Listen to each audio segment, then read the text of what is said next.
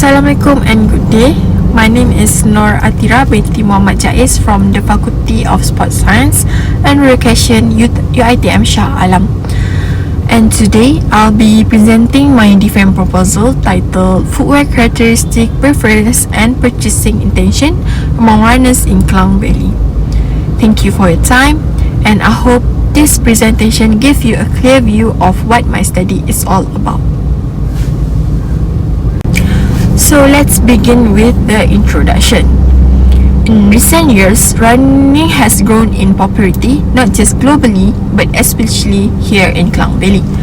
From organized marathon to casual weekend runs at the park, we can clearly see that running has become more than just a sport. It's a lifestyle.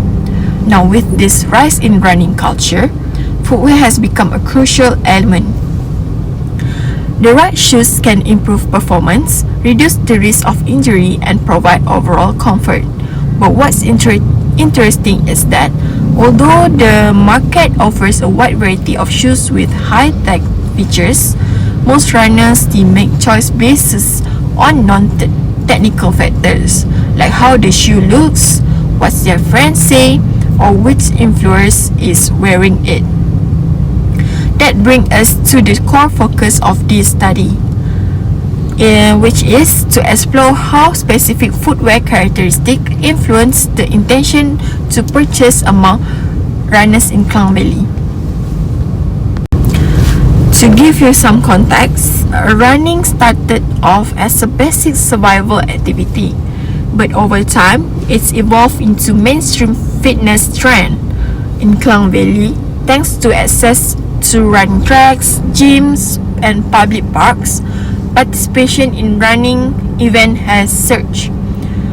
Alongside this, the demand for high-performance footwear has also increased. Runners want shoes that give them an edge, whether it's through better cushioning, lighter weight, or stylish design. Research shows that runners generally prioritize features like comfort, cushioning, durability, and design. However, despite the availability of detailed product info and technology like gait analysis, many runners still don't fully understand which shoes characteristics suit their needs. Instead, their decisions are often driven by branding, peer influence, or online trends. So while brands are innovating with science, the end user are often choosing based on looks or convenience. That's the gap this study aims to address. So what is the exact issues here?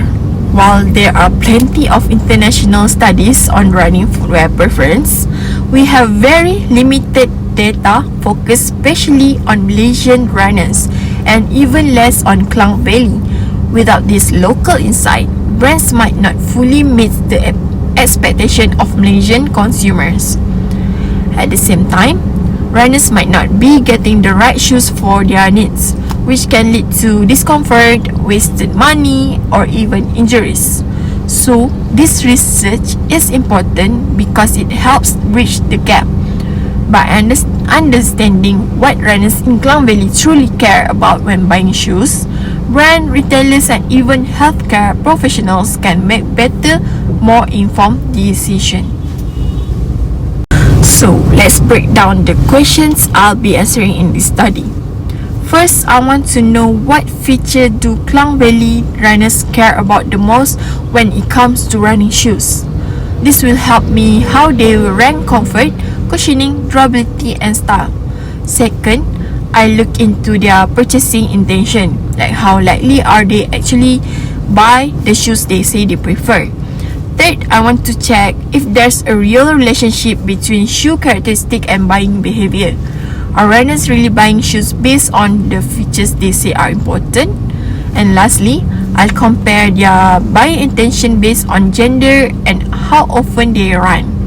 Maybe people who run more have different priorities than casual runners, right?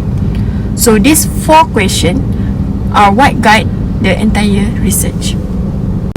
This is my conceptual framework that support my research.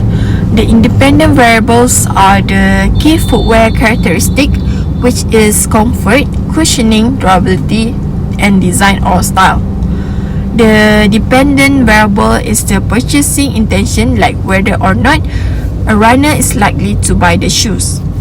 I've also included two moderating variables like gender and running frequency. The study is guided by the theory planned behavior or TBB, which explained that human behavior is driven by attitudes, social norms, and perceived control. In simple terms, if someone believes a shoe fits their needs and aligns with what they care about, they are more likely to make the purchase. And moving on to more methodology, this is a quantitative study using a descriptive survey design. I choose this because it's allows me to collect data efficiently from a large number of respondents. The main instrument is a structured online questionnaire with 4 sections. It uses a 5-point Likert scale ranging from strongly disagree to strongly agree.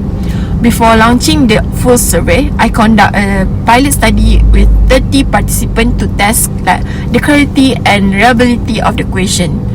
The final version was then refined based on the feedback from the pilot. Now let's talk about population and sampling for this research. The target population consists of runners living in Klang Valley. These are individuals who actively participate in running, whether recreationally or competitively. For sampling, I use a non-probability purposive sampling method, which means I especially targeted people who match the criteria, like active runners who have experience purchasing running shoes. Now regarding the sample size, originally the general rule for consumer research is around 384 respondents, especially when aiming for broad general visibility. However, in this case, I referred to Cohen 1982 guideline for correlation studies, which recommend a minimum sample size of 85 for detecting a medium effect size with 80% statistically power at 0.05 significant level. So instead of going for 384, I decided to proceed with a more practical and manageable sample size of 85, which is still statistically valid for the type of analysis I'm conducting. This makes the study more focused and realistic while still ensuring meaningful results. So here's the breakdown of the questionnaire sections. For section A, collects data, demographic data, which is gender, age, employment, and so on. Section B focus on the runner's profile, like injury history, running motivation, and how often they run. And section C asks participants to rate 10 footwear features based on importance. And section D looks at purchasing intentions using statements to gauge how likely someone is to buy shoes that match their preference. All data was captured using the 5-point Likert scale, which is commonly used in consumer behavior research.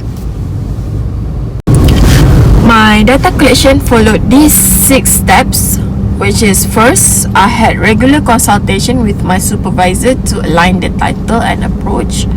Once approved, I designed the questionnaire and tested it through a pilot study. I then identified my sample of runners in Klang Valley. I will then distribute the final questionnaire via social media platforms like WhatsApp and Instagram. I will also promote it through running related communities and events like Decathlon or local running clubs. Lastly, I collect and organize the response for analysis. Okay, that's all from me. That's bring me to the end of my presentation for my defense proposal, which is footwear characteristic preference and purchasing intentions among runners in Klang Valley. Thank you for listening.